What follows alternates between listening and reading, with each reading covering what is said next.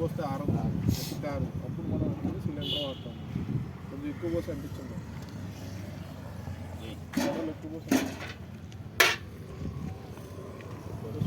దాంట్లో సగం పోయింది. దాంట్లో సగం ఉంటుంది. లోపల కాదు. చాలు చాలు చాలు చుట్టూ అలాగా. అప్పుడు మంట బాగా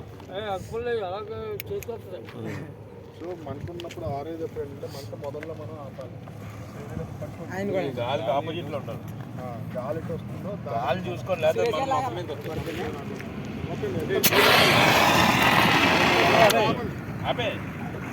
ఎప్పుడు మంట మొదలెట్టిందో మొదల్లో కట్టాలి. ఓకేనా? మళ్ళీ పైపు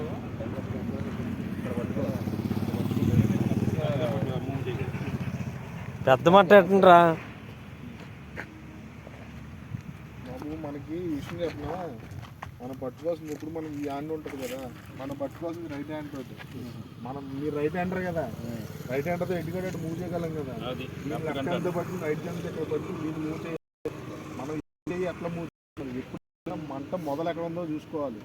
మొదలు ఎక్కడ ఉందో కొట్టాలి. మనం పౌడర్ అక్కడికి వెళ్ళిందంటే మనం కరెక్ట్గా కొట్టినట్టు. మొదలు ఎక్కడ ఉందో మొదలు కొట్టాలి.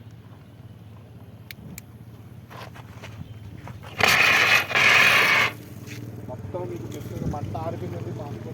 సిలిండర్ మొదలెడితే ఎందుకంటే ఇక్కడ మనకి పెట్రోల్ కొంచెం ఉంది, అక్కడ ఎంత ఉంటుంది అది కాబట్టి మనకి